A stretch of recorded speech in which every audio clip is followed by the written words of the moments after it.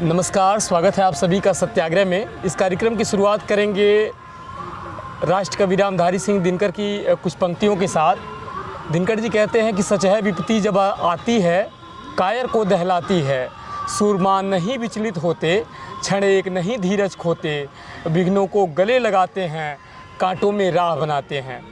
कांटों में राह बनाते बिहार में आप लगातार प्रशांत किशोर जी को देख रहे हैं और जन स्वराज पार्टी किस प्रकार से दो पार्टियों के बीच में आकर के अपनी जगह बना रही है, वो भी पूरा देश जो है इस समय बिहार की राजनीति को देख करके समझ पा रहा होगा। और उसी को समझने के लिए, उसी को बताने के लिए इस समय हम ग्राउंड पे हैं। इस समय हमारे साथ में पंजाब के हाई कोर्ट से अभी वकील साहब बैठे हुए हैं। हम वकील साहब से कुछ बातें करेंगे, लेकिन आपको ये बताना चाहेंगे कि जो सत्याग्रह की ये विशेष न्यूज़ आप देख रहे हैं, हम ग्राउंड पे हैं और ग्राउंड जीरो पे जो कुछ हो रहा है उसको दिखाने का, समझाने का प्रयास कर रहे हैं। वकील साहब बहुत बहुत स्वागत है आपका। आपका बहुत बहुत धन्यवाद। तो वकील साहब आपसे जानना चाहेंगे पहले कि आप कहाँ से हैं, आप अपना परिचय देश के लोगों को दें, उसके बाद हम कार्यक्रम की शुरुआत करते हैं। मैं पंजाब बठिंडा से हूँ और मैं Punjab and Haryana high court Chandigarh से प्रैक्टिस करता हूँ। जी हाँ जी। आप अपना नाम थोड़ा सा। मेरा नाम Manvinder Singh, advocate Manvinder Singh. Advocate Manvinder Singh advocate साहब हैं और पंजाब हाई कोर्ट में प्रैक्टिस कर रहे हैं। पंजाब से आप आए हुए हैं। लेकिन मैं आपको रोकना चाहता हूँ। जी जी।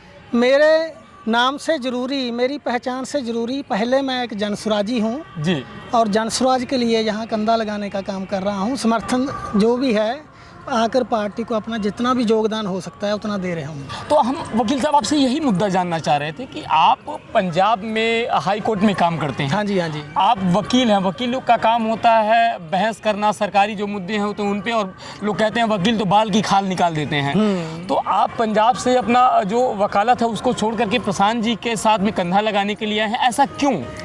क्योंकि जनसुराज की जो विचारधारा है जी, उससे हम काफ़ी प्रभावित हुए हैं। प्रशांत किशोर जी के जो विचार हैं जी, शिक्षा को लेकर, पलायन को लेकर, इन सब से बहुत प्रभावित हुए हैं।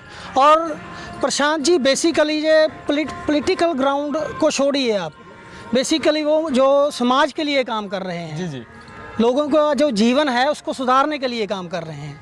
इसी चीज़ से हम प्रभावित होकर बिहार में अपना योगदान देने के लिए आए हैं जनसुराज को। अच्छा एक बात बताइए, हाँ जी। आप वकील हैं और वकील जो है वो राजनीति को पूरी अच्छी तरीके से समझता है, वो कानून का भी जानकार होता है। हाँ जी। आप बिहार की राजनीति को देख करके क्या समझते हैं? यहाँ बहुत सारी छोटी क्षेत्रीय पार्टियाँ भी हैं। आरजेडी जो है वो, कांग्रेस जो है यहाँ आपके यहाँ पंजाब में और हरियाणा में तो कांग्रेस जो है वो फुल फेम में लड़ती है, लेकिन जैसे ही वो आती है बिहार में वो यहाँ पे बैकफुट पे हो जाती है।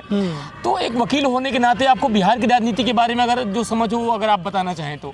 बिहार की जो राजनीति है जी, जो इस समय जो चल रहा है, आप इस समय देखिएगा, हम सभी लोगों से मिलते हैं, बहुत लोग हमको बोलते हैं कि बिहार में जातिवाद है, ये है वो है। इस बार ये पहला चुनाव होगा जो जाति के आधार पर नहीं जीता जाएगा जनसुराज पार्टी की तरफ से। ये शिक्षा और पलायन, इन मुद्दों पे लड़ा जाएगा और जीता जाएगा। क्या बात है, क्या बात है। वकील साहब कह रहे हैं कि ये जो आप पहला चुनाव देखेंगे ये जातिवाद के मुद्दों पे से ऊपर उठ करके पलायन के लिए, रोजगार के लिए, शिक्षा के लिए लड़ा जाएगा। बिल्कुल बिल्कुल। अच्छा एक बात बताइए वकील साहब। हाँ जी। पलायन बहुत बड़ा मुद्दा है, सिर्फ एक शब्द में पलायन कह देने से वो समाप्त नहीं होता है। करीब करीब 50 लाख, अगर मैं सही हूँ तो 50 लाख के आसपास जो युवा हैं वो बिहार के बाहर, चाहे वो जिस उम्र के भी हों, नौकरी करते हैं, यहाँ से माइग्रेट करके वहाँ चले जाते हैं। बिल्कुल बिल्कुल। और जब छठ का समय आता है, दीपावली का समय आता है, जब त्यौहार का समय आता है, तो वो यहाँ पे आने के लिए जद्दोजहद करते हुए आपने देखा होगा। ट्रेनों में देखते हैं। तो आप अगर पलायन के मुद्दे पे बताना चाहें, क्योंकि आपके यहाँ पे भी पंजाब में भी अलग अलग शहरों में यहाँ के जो लोग हैं वो नौकरी करते हुए देखते हैं, पलायन का कितना बड़ा मुद्दा है अगर आप बताना चाहें तो? पलायन एक बहुत बड़ा मुद्दा है और इससे जो बिहार के नौजवान हैं वो जहाँ से ड्रेनिंग का काम हो रहा है, जितने भी टैलेंटेड बच्चे हैं जो बिहार में रहकर बहुत अच्छा कर सकते हैं, वो सभी ड्रेन हो रहे हैं। ड्रेन होकर वो कोई मुंबई जा रहा है, पंजाब जा रहा है, चेन्नई जा रहा है, वो वहाँ उन क्षेत्र को, उसको व्यवस्था को मजबूत कर रहे हैं। लेकिन बिहार में इस चीज़ की त्रासदी है, वही उनको यहीं पे संसाधन मिले बिहार में, वो जहाँ बहुत अच्छा कर सकते हैं।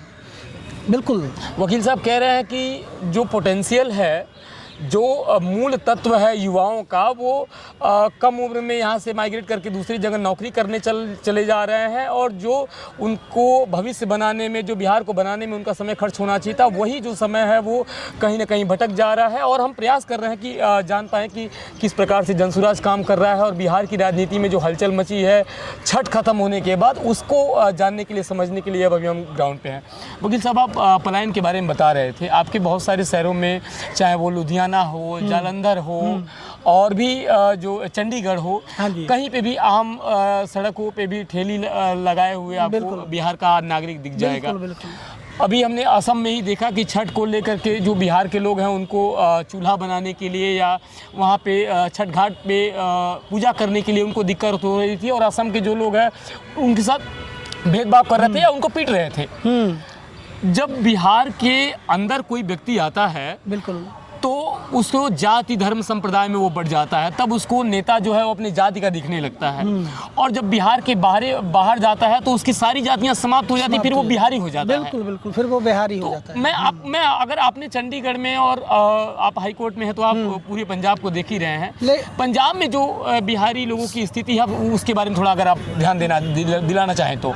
मैं आपको बता देता हूँ, पंजाब एक ऐसा राज्य है, यहाँ पे चाहे व्यक्ति बिहार का हो, असम का हो, यूपी का हो, महाराष्ट्र का हो, हम सभी मिलजुल के रहते हैं।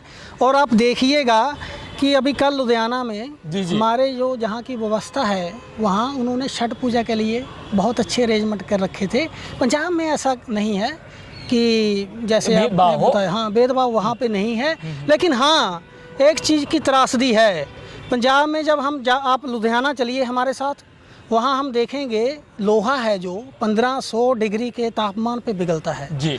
और बिहार के मजदूर ज़्यादातर उन फैक्ट्रियों में अपनी हड्डी गला रहे हैं, हैम्बर फैक्ट्रियों में। बिल्कुल, लोहे की जो ढलाई की फैक्ट्रियाँ हैं। और जब उनको हम देखते हैं, अब जो पॉलिटिक्स को, इसको आप दूर रखिए इन चीज़ों से, ठीक है। जब हम उसको देखते हैं तो मन में पीड़ा होती है कि ये भी किसी के भाई होंगे, किसी के बच्चे होंगे।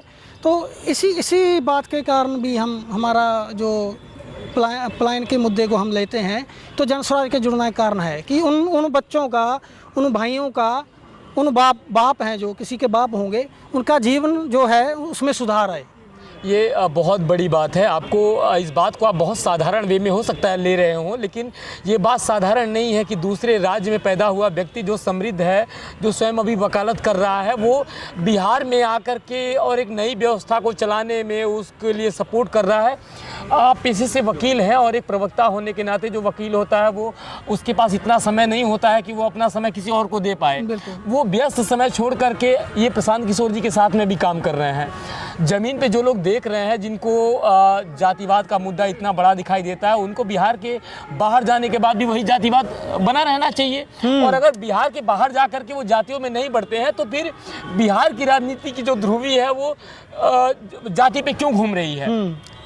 जी बताइए। इस बार ये जो धुरी है जाति के इर्द गिर्द घूम रही थी जी, वो सब चेंज हो जाएगा। आप देखिएगा बिहार में अभी जो ये प्रयास हो रहा है जनसुराज के द्वारा, ये एक नई व्यवस्था को लेकर आएगा, जिससे ये जाति वाला जो ठप्पा है बिहार के ऊपर लगा हुआ है, ये समाप्त हो जाएगा। आप देखिएगा। एक बहुत महत्वपूर्ण प्रश्न है। हाँ और हम आपसे ये पूछना चाहेंगे, चूँकि अभी सितंबर में बहुत ज़्यादा बारिश हो रही थी। हाँ। और बारिश होने की वजह से आमतौर पे बिहार में बाढ़ देखने को मिलती है। जब भी थोड़ी सी बारिश होती है तो बिहार में बाढ़ शुरू हो जाती है, शुरुआती समय से शुरू हो जाती है। और इतनी अधिक संख्या में जो लोग हैं वो उनके घर बह जाते हैं। अभी जमनिया गांव है, दिवाली के दिन प्रशांत जी ने वहाँ पे दिवाली मनाई थी, प्रशांत जी भी गए थे। हर साल बिहार में बाढ़ आती है।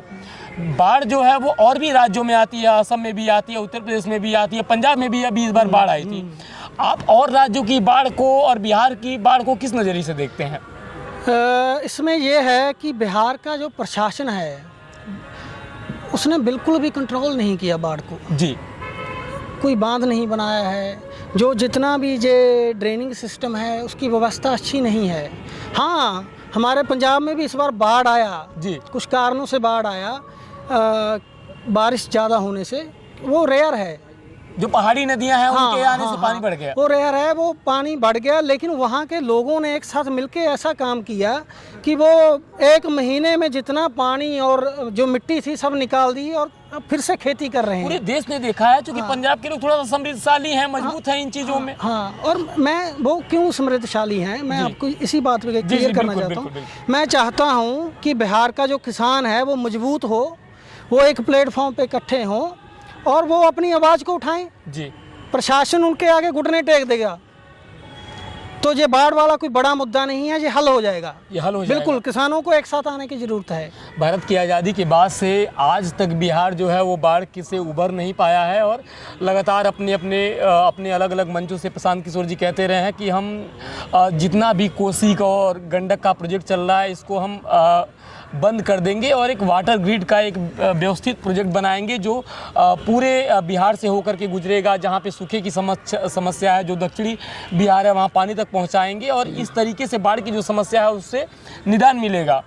तो बिहार के लोग आपको देख रहे हैं, भारत के लोग आपको देख रहे हैं। 2025 के इस अक्टूबर के लास्ट महीने में हम अभी आपसे इंटरव्यू कर रहे हैं और हम चाहते हैं वकील साहब कि जब भी ये इंटरव्यू देखा जाए, सुना जाए तो लोग समझ पाएँ कि 2025 में ये जो चुनाव चल रहा है उसकी क्या परिस्थितियाँ हैं और ज़मीन पे लोग क्या बोल रहे हैं, क्या सोच रहे हैं, उसका कुछ अनुमान उनको ज्ञान मिल जाए।